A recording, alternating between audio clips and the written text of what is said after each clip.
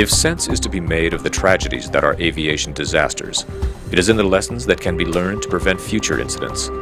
The first step is determining what went wrong. Follow the investigators as they seek the probable cause.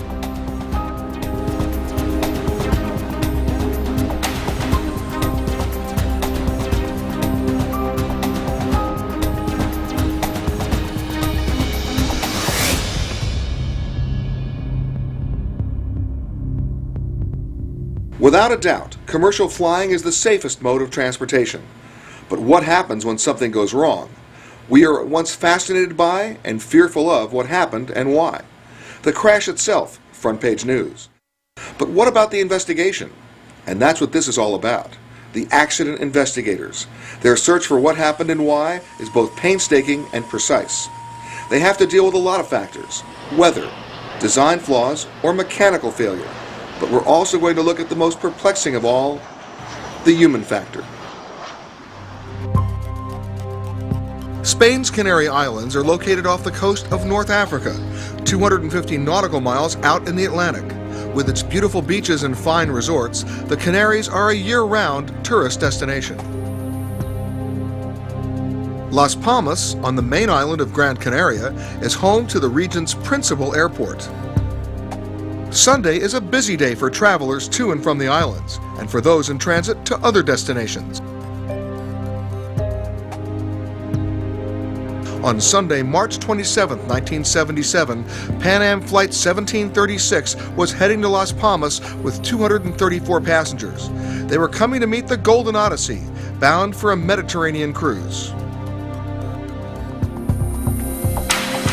That morning, while the Pan Am flight was still en route, a bomb had exploded in a flower shop at the Las Palmas air terminal.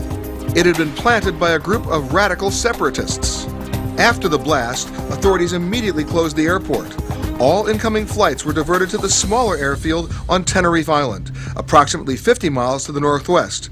Two of those flights were Pan Am 1736 and KLM Flight 4805, inbound from Amsterdam.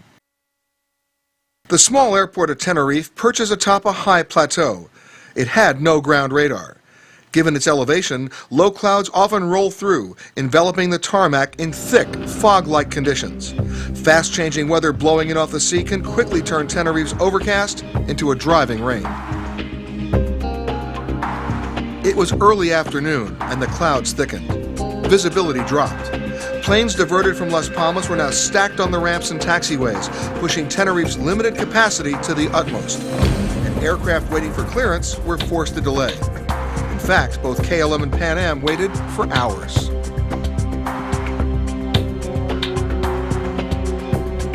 This Pan Am plane, dubbed Clipper Victor, was one of the very first of the Boeing 747 jumbo jets.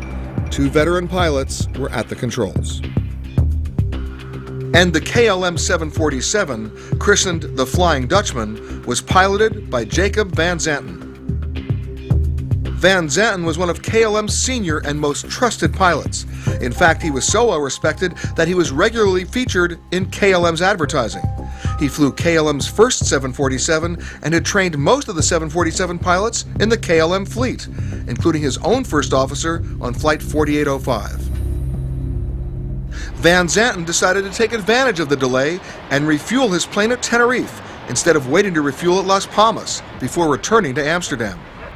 Finally, just before 5 p.m., the tower instructs both KLM and Pan Am to taxi. We were instructed to contact you and also to taxi down the runway. Is that correct? Affirmative. Taxi onto the runway and... Due to congestion on the taxiway, both the Flying Dutchman, now loaded to capacity with jet fuel, and the Pan Am Clipper Victor are directed onto the main runway and told to taxi all the way down, 11,000 feet, in order to get into position for takeoff. The Flying Dutchman is then asked to taxi to the end of the runway and turns to position for takeoff. Okay, at the end of the runway, make 180 and report. Then, the tower orders Clipper Victor to exit the runway via the third turn to the left. Third to the left? Okay. Third one on your... The Pan Am crew elects to bypass that difficult turn at the third taxiway, sure that the controller was directing them toward the more gradual turn. The third one, sir. 1, 2, 3, Inside the KLM cockpit, Captain Van Zanten begins the final takeoff procedure. KL 4805 is now ready for takeoff. But Clipper Victor is still taxiing down the runway. We are still taxiing down the runway. And yet, without explanation, the KLM jet suddenly begins to roll. Let's get the hell right out of here. Yeah, he's anxious, isn't he? After he's held Seconds later, the Pan Am flight crew looks up, and the Dutchman's lights are barreling down at them through the fog. Yes, look at him! God damn it, son of a bitch is coming! Get on him! Get on him! The two jumbo jets collide. Two jumbo jets collide on the runway in the Canary Islands. It is the worst disaster in aviation history. The ironic thing is that neither airplane even left the ground. How did that happen? The investigators at first were confused.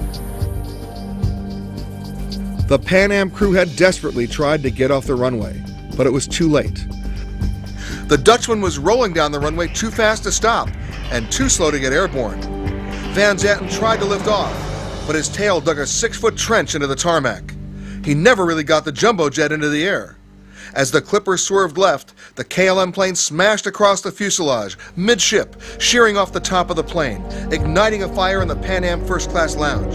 The KLM 747 crashed and exploded into the tarmac 500 yards down the runway. Captain Van Zanten and the flight crew, as well as the passengers, all 248 aboard, perished instantly.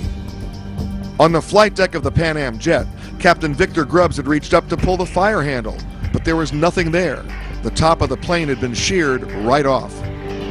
The flight crew were lucky to be among the few to escape the devastation, where in one instant, more than 500 people died aboard the two jumbo jets. One eyewitness was reporter Gustavo Arwas. Un grupo de periodistas estábamos almorzando. It was about 5 o'clock in the afternoon. I was having lunch with a group of journalists.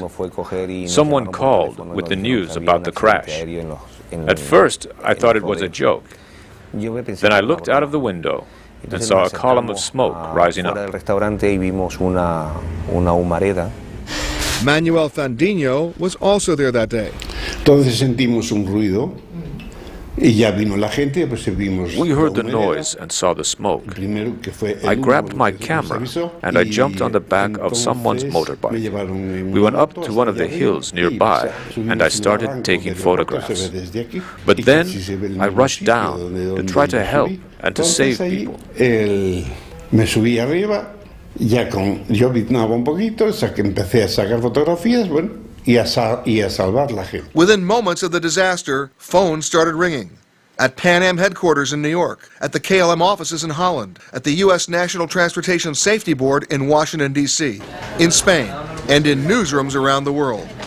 Another journalist, Enrique Ray Pitti, will never forget that scene. It was horrific. A scene from Dante's Inferno.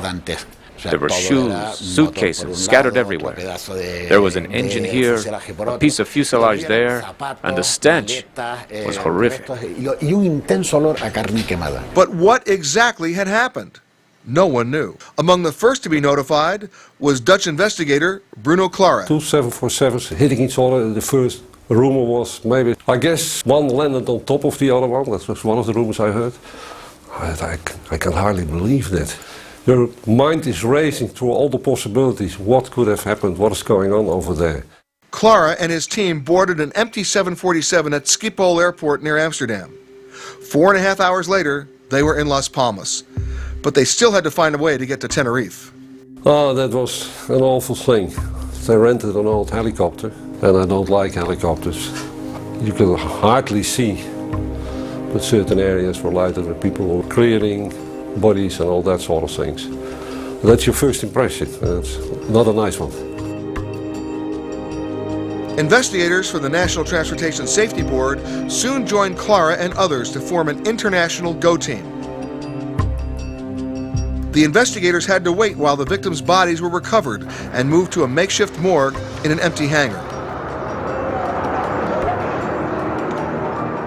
Sun is coming up, and then you get a better view, and they see this awful mess.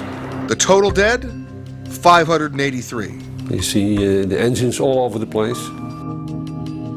Our first intention was to find The black boxes. The black boxes could reveal much about what the two planes and their flight crews were doing in the critical moments before they collided. NTSB audiologist Jim Cash. What we commonly get off of the voice recorder, most of what we get is the crew conversations, which is, the crew interactions, what they're doing to manage the airplane. Sometimes we use the background sounds that are recorded, since one of the channels is an open area microphone in the cockpit, picks up any sounds that are in the cockpit. As they searched, the investigators discovered something very unusual. There was a skid mark on the runway. Normally, you don't find such a skid mark on the runway. In an attempt to avoid the Pan Am plane, the Flying Dutchman had tried to take off. NTSB investigator Dick Rodriguez explains. When he rotated, he over-rotated and the tail had struck and dragged for, I don't remember now, 60 meters or something like that. The investigators soon located the black boxes. All evidence pointed to pilot error. But which pilot? The investigators began to question the air traffic controllers who'd been on duty in the Tenerife Tower. They questioned the surviving members of the Pan Am crew. Pan Am co-pilot Robert Bragg told investigators what he saw. We saw the lights moving, and the captain said, I think he's moving, and at about the same time we saw the airplane, and the captain went to full takeoff power on the throttles. It wasn't just an instant later that he hit us.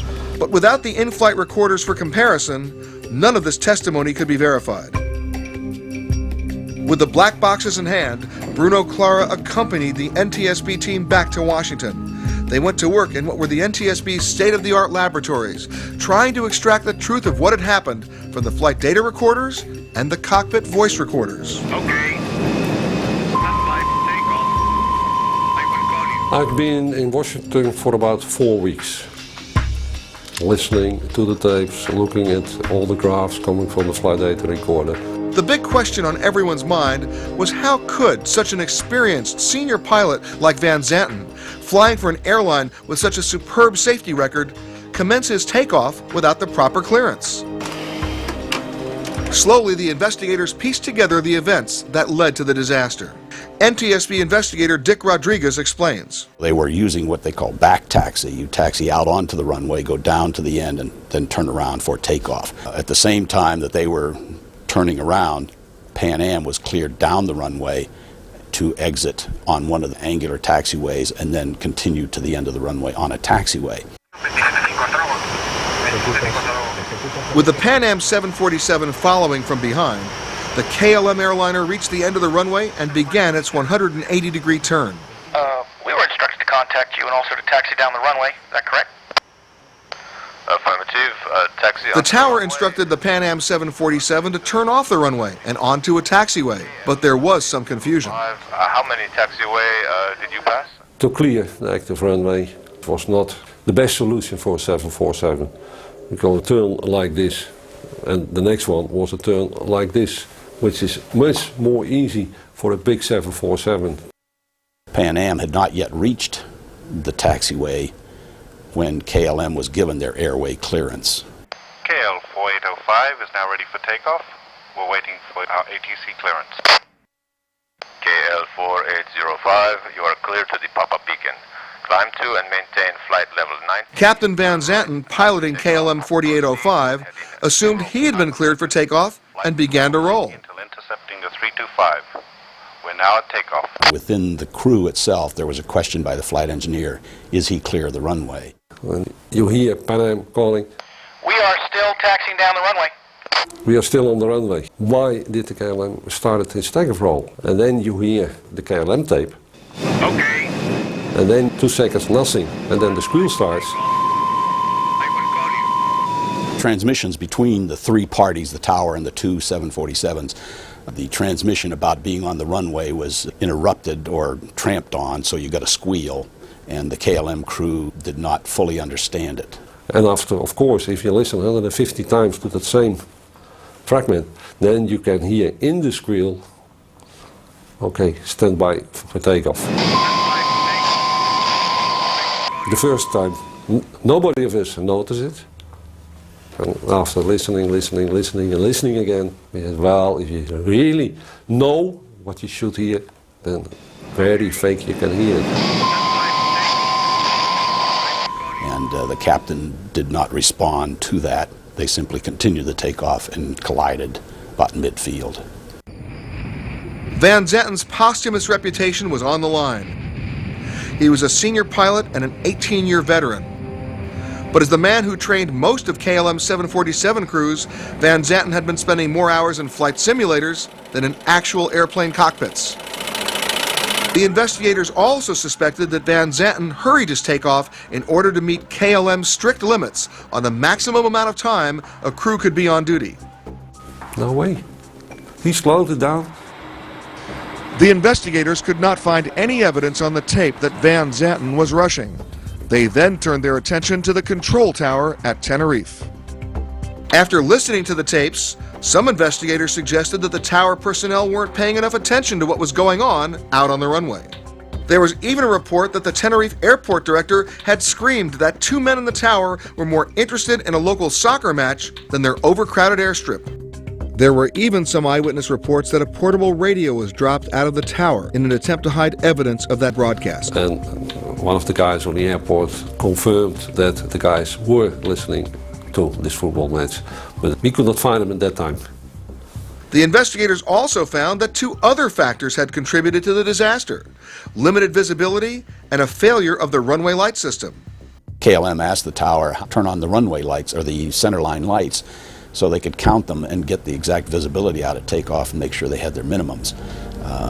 The centerline lights, as a matter of fact, were out. They were inoperative, and so they did not have that measure of how far can we see down the runway. Adding to the confusion, Tenerife's runways were not well marked. The Pan Am crew, facing a difficult, extremely sharp turn onto Taxiway 3, may have thought that the tower really wanted them to proceed to the next turnout, where the turn angle was better suited to a big 747.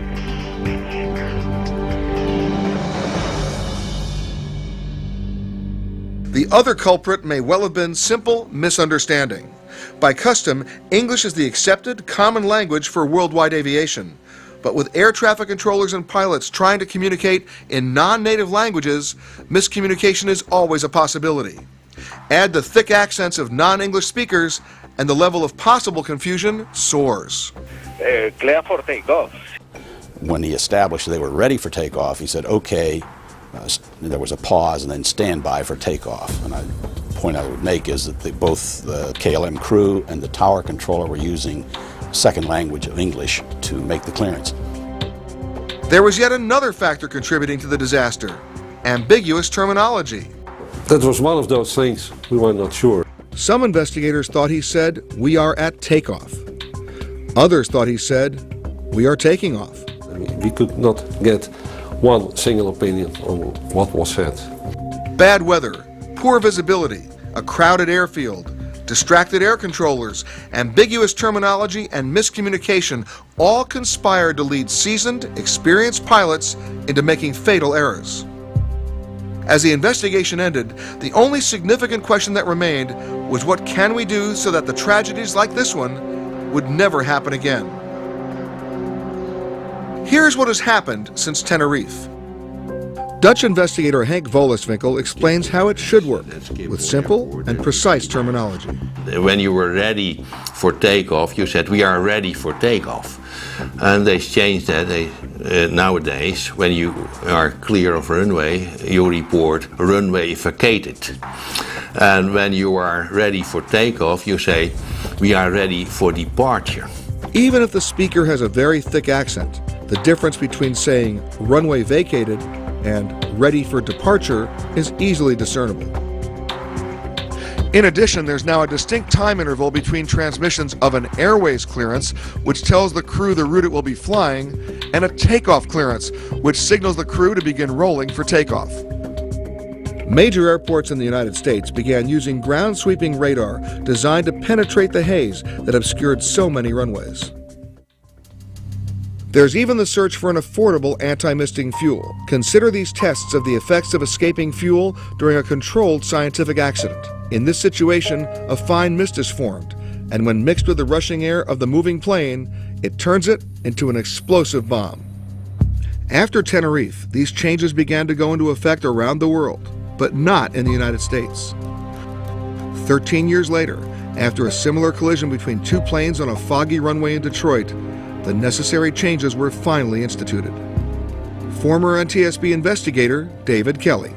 One of the 6 fatal collision accidents on the runway that we've had in the United States since 1990 involved 2 Northwest aircraft at Detroit.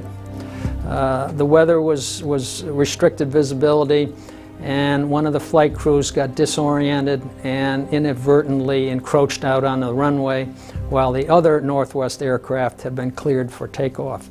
And they struck in the middle of the runway, and there were fatalities. The center runway 321 was below minimums.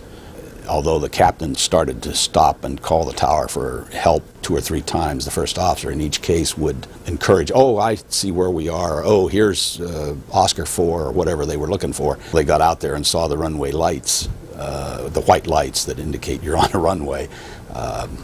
Then it was too late. The 727, who had taxied out earlier and was then cleared for takeoff. The FAA started categorizing runway incursions with letter grades. A being the most serious with the highest risk or potential for a collision, and D being a somewhat benign occurrence. Well, the FAA refers to category A and B runway incursions as major. Changes have been implemented to further reduce the incidence of runway incursions. Out of the Northwest case, we came to establish standardized runway and taxiway markings for signage to identify, as well as stop marks and hold bars to make it perfectly clear when you're approaching a runway and where you should stop. And there are more improvements on the horizon. The research has been done. NASA's got this. I've ridden on their plane. They need to base this on global positioning surveillance of all aircraft operating on the airport surface. And those aircraft need to be utilizing automatic dependent surveillance broadcast, it's referred to as ADS-B, where they broadcast to all other aircraft their location, their heading, their acceleration, and other data. There are many lessons from the collision at Tenerife. Some of those lessons may seem simple, but that can often mean the difference between a routine takeoff and a disaster.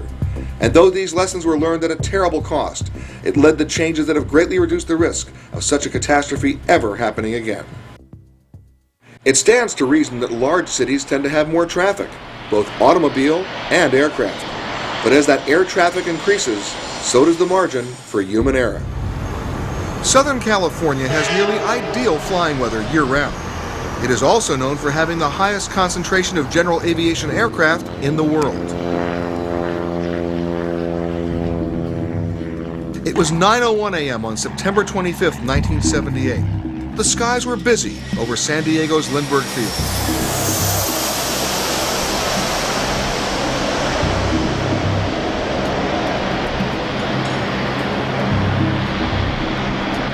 Departing Los Angeles International for a short 20-minute hop to San Diego, Pacific Southwest Airlines Flight 182, a Boeing 727, was descending through 11,000 feet and on approach to Lindbergh Field. Visibility was excellent. PSA on 82's clear visual approach, runway 27. Thank you. Cleared visual approach 27. A Cessna 172, a light aircraft, had departed Montgomery Field, a private airport 8 miles to the south, and was practicing instrument landing approaches to Lindbergh. PSA 182, traffic 12 o'clock, 1 mile northbound. We're looking. There's a lot of aviation traffic in that area for air traffic controllers to monitor. PSA 182, additional traffic, 12 o'clock, 3 miles just north of the field, northwest bound. Cessna 172 climbing VFR at 1,400. Okay, we got that at the 12. Inside the PSA cockpit, there was some confusion. Are we clear that Cessna? Supposed to be. I guess. But they weren't clear. The Cessna, climbing while the PSA 727 was descending, had flown right into the jet from behind it, clipping its right wing. We're hit, man, we're hit. Tower going down, this is PSA. The crippled 727 was now trailing fuel, and fire erupted on its right wing. it started to bank steeply to the right. Captain James McFerrin and First Officer Robert Fox fought to keep their aircraft in the air, but all their critical controls were jammed by the impact of the small plane. This is it, baby. Well, I love you. Controllers in the tower radioed PSA and asked if they should send emergency equipment. There was no response. 13 seconds after impact with a small plane, the 727 exploded on the ground just north of San Diego's Balboa Park. Bill Callahan, a reporter for a local newspaper, was just a few blocks away when he heard the crash. And I could just see this huge plume of black smoke. So then I started running and I went down about 2 or 3 blocks. I was pretty close. I think I was one of the first reporters there. Reporter Gene Cubison was also there, and every time he returns to the scene, the events of that day remain etched in his memory. I'm on the phone, as I recall, with a state senator. They were waving at the city desk, you know, put the phone down, let's go. And I wanted to be polite to the senator, and so I was kind of, yeah. And they just said, put the phone down, get up to North Park. There's been a crash at Dwight and Isle, jetliner, small plane. Here was all this smoke and heat, and I remember I came around a corner, and here was, it was just surreal. There was part of a tail section sticking up. It was a chaos, just burning metal here as the fuselage lay in the street. Papers everywhere, and personal belongings and debris. Paramedics were saying, ain't no survivors here. So a makeshift morgue was set up over at St. Augustine High School. I saw some people rushing to that corner, and they were trying to stop someone. And one of the houses that had been obliterated was hers, and the neighbors didn't want her to see it. They were trying to stop her from seeing it. The police were making arrests of photographers because there was a report that this may be a crime scene. It was thought that perhaps the lieutenant governor at the time, Irvin Dimely, was on board. There were reports that Dave Winfield of the Padres was on board. None of that proved true. There were 135 victims, 128 passengers, and 7 people on the ground. A dozen homes were destroyed. The Cessna was found in the same neighborhood 5 blocks away. Initial reports blamed the small plane's pilot, suggested he, quote, got in the way of the commercial jet. Are we clear that Cessna? Supposed to be, I guess. Oh yeah, before we turned downwind, I saw him at 1 o'clock. Probably behind us now. There's one underneath. I was looking at that inbound there. 6 seconds later, the planes collided and then fell from the sky. As research for her book on another plane crash, journalist Moira Johnston studied many system failures. One in particular was the audible warning system installed in San Diego's control center just weeks prior to the accident. That system's failure was failure of the air traffic control system, and that came down to human failure. Accident investigators discovered a cry-wolf syndrome that existed at the air traffic control level. The controllers discounted the alert from the conflict warning system because so many of those alerts in the 40 days prior to the collision had been considered nuisance alerts and warranted no further action. The controllers further justified their decision to ignore the warnings because the flight crew on the PSA plane had actually acknowledged that they were in fact maintaining visual separation between the two planes, which means they can see the other aircraft and stay clear of it. Okay, we've got that other 12. Translation: because PSA could see the other plane, controllers believed there was no need for further action on their part. In fact, it's the most chilling part of this crash, that a controller, when he's told by a pilot, as happened in the PSA crash, I've got it, I've got the aircraft, I see the Cessna, says, conflict resolved, and watches the 2 blips on the radar come together, merge, hears the collision alert warning go off, and still says to another man beside him who's watching it also, conflict has been resolved. That tells you everything about how imperfect radar is. The Federal Aviation Administration was accused of not moving fast enough, for procrastinating over development of a more advanced collision avoidance system. Ironically, that same system had already been suggested in a report 6 years earlier. All the aids that pilots could have had at the time of the PSA crash, they didn't have. Collision alert warnings, what they call heads-up displays in the cockpit so that you could see what's actually happening on your instruments while you're looking out of the cockpit. Better radars. The NTSB urged the FAA to take action. David R. Kelly spent 27 years with the NTSB, specializing in air traffic control and operations. NTSB repeatedly sent recommendation letters recommending that the FAA develop and implement a collision avoidance system. The fight's been going on for years and years, but at that time was, what can we at least do with the logistics that we've got to make sure this will never happen again? The crash of PSA prompted the introduction of something called the Terminal Control Area, or TCA. What the FAA went ahead and did was to structure these TCAs around major airports. When you get close to the airport, say 5 or 10 miles, you have an area that goes up from the surface to a given altitude, let's say 2,500 feet. An area surrounding a major airport that we would think of as an upside-down wedding cake. The next layer of cake would go out maybe 15, 20 miles, and then the top layer would go out 30 miles, and in each case you're increasing in altitude the size or volume of area. And aircraft cannot go into these restricted airspace unless they're talking to air traffic control and get ATC authorization, segregating the aircraft that was not going to land there from aircraft that were going to land there. In other words, positive control airspace. However, problems persisted in and around airports nationwide, even with the TCAs in operation. Former NTSB Deputy Chief of Air Traffic Control Richard Wentworth explains. There are two sets of rules under which pilots operate. There's VFR, or Visual Flight Rules, and there's IFR, Instrument Flight Rules, under which all commercial air carriers operate. The Visual Flight Rules allow the general aviation enthusiast to go out and enjoy flying, yet remain out from under the encumbrances of air traffic control as long as he remains clear of airspace under which ATC guidance is required. The facts were there on the mid-air collision problem. I mean, we were having mid-air collisions one every year. NTSB recommendations urgently requested a full-scale terminal radar service area in San Diego and a restriction on the use of visual separation. Additional corrective actions were called for, but the FAA said it required more time to research the suggested changes. In the meantime, private pilots would share the responsibility of keeping the skies around airports safe by adhering to the TCA, or Terminal Control Area rules.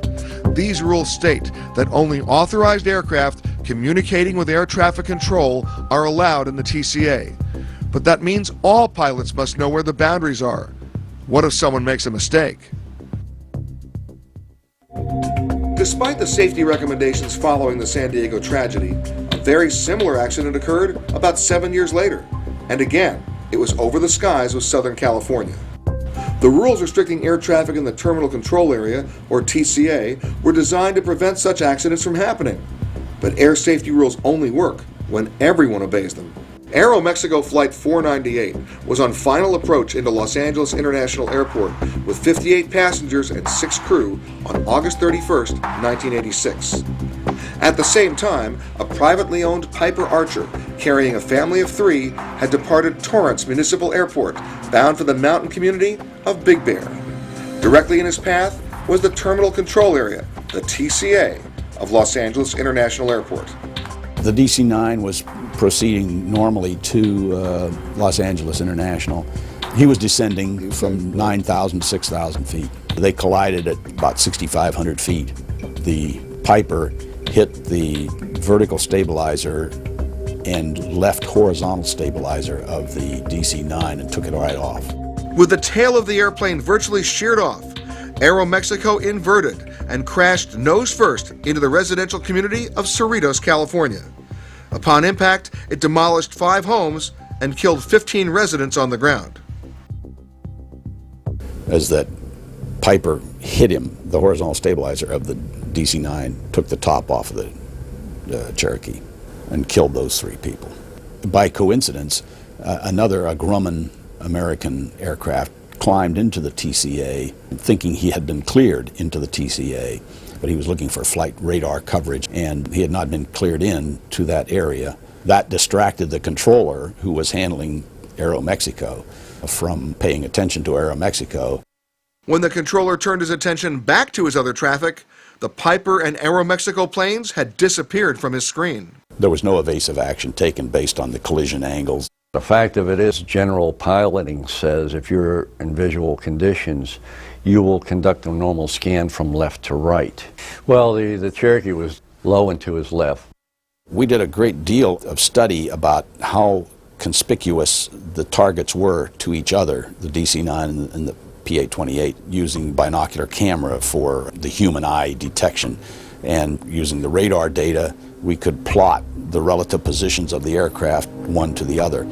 And we came to a conclusion that the Piper was not visible to the crew. They were in the field of vision, but the target size was not detectable until about 15 seconds before impact. The DC-9 was of a detectable size target, a little over a minute. Studies also showed that at a great portion of that flight for the Cherokee, Aeroméxico was hid behind one of the pillars in the windscreen. Air traffic control radar tapes clearly display the Piper on the radar screen that the controller was watching. He should have seen it. In behalf of the controller, I would say that he had given traffic just a few minutes before the collision to Aeroméxico and watched that traffic disappear behind Aeroméxico. So, I mean, it wasn't that he was not paying attention or not doing his job, but there were certain things all happening within a very short period of time. The controller, even though he may have perceived that target of the Piper moving eastbound on a collision course with Aeroméxico, had no reason to presume that our aircraft posed a threat by virtue of the fact that there was no altitude encoding on it. Therefore, he did not have any idea that this aircraft was climbing up into protected airspace.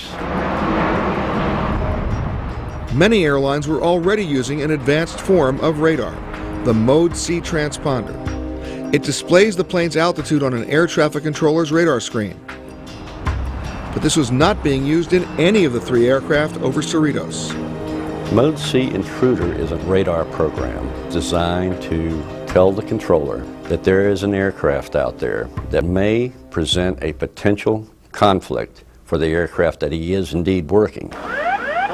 Another system then under consideration was Conflict Alert, which warns pilots in an airplane so equipped about intruders to their airspace. The transponders on these passenger-carrying aircraft, they talk to each other. It allows the pilot to know what is going on around him to the point that he will receive two alerts. The first alert tells the pilot to visually observe traffic that could be in conflict with him. If one aircraft gets too close to the other, the crew will get a second alert, known as an RA, or Resolution Advisory. This is a specific instruction to climb or descend to avoid the other aircraft. Following Cerritos, the NTSB made its recommendations for this system, called TCAS-2, or Terminal Traffic Collision Avoidance System. In light of the fact that these same recommendations had been presented a long time before, much of the blame continued to be pointed at the FAA. This went on for years, and we'd have another one. We'd send another letter. And quite frankly, the FAA fumbled along. They had numerous prototypes with acronyms.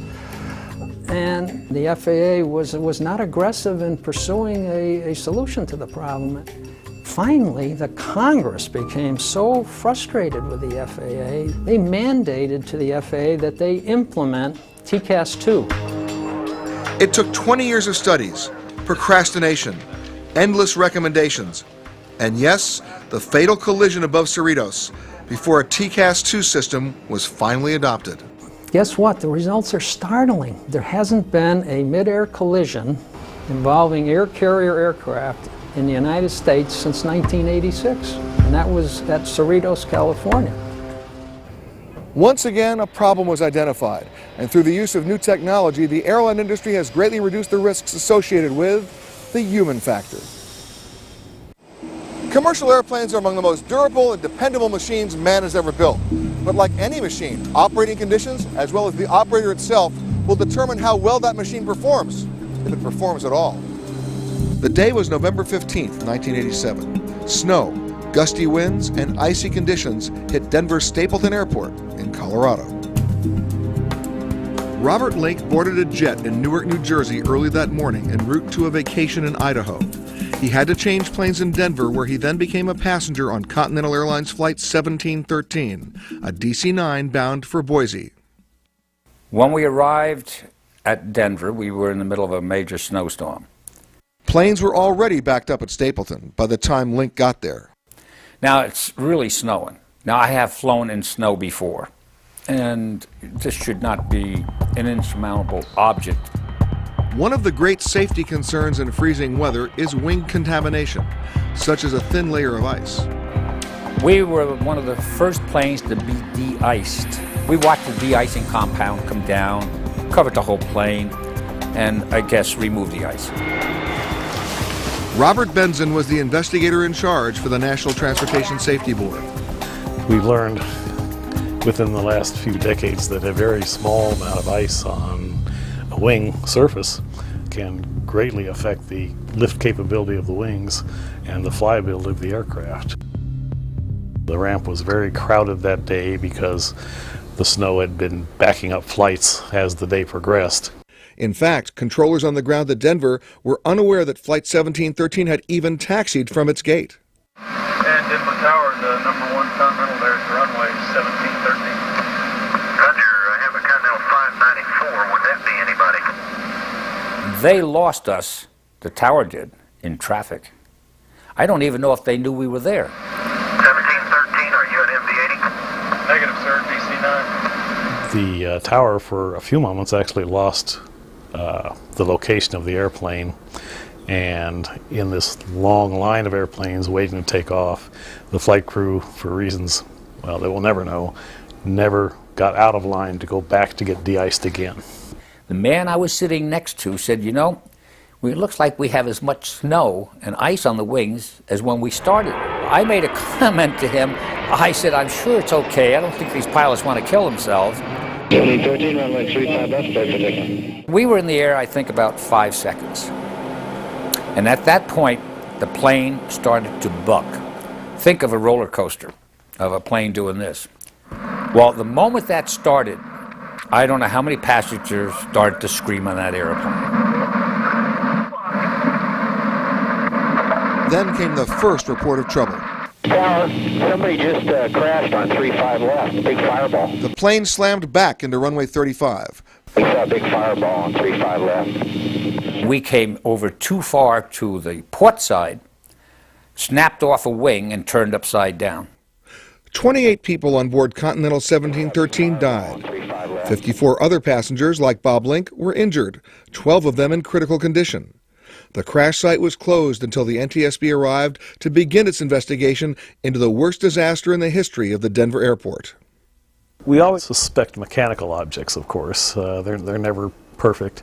So we exhaustively tore down the engines in a forensic manner to try to figure out whether they were putting out the correct thrust. The flight controls on an airplane are always something we look at, the flaps and the ailerons and rudders and horizontal stabilizers and things.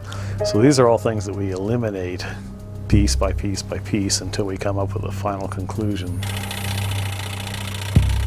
Pilot inexperience was suspected.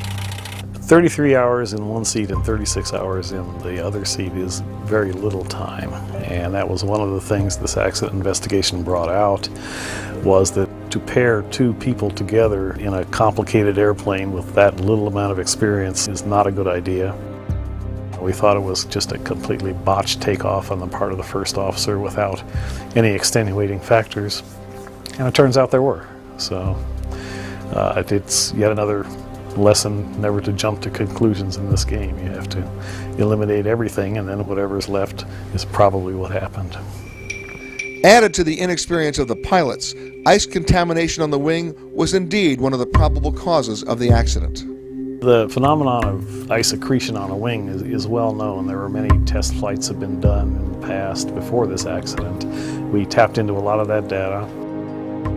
But the professional flying community was stunned at the small amount of ice or frost it would take to jeopardize an aircraft. We've discovered or rediscovered the fact that, at least on the DC-9-10, under a millimeter of frost can greatly affect lift capability. In fact, a surface as rough as medium sandpaper would really be dangerous on that airplane.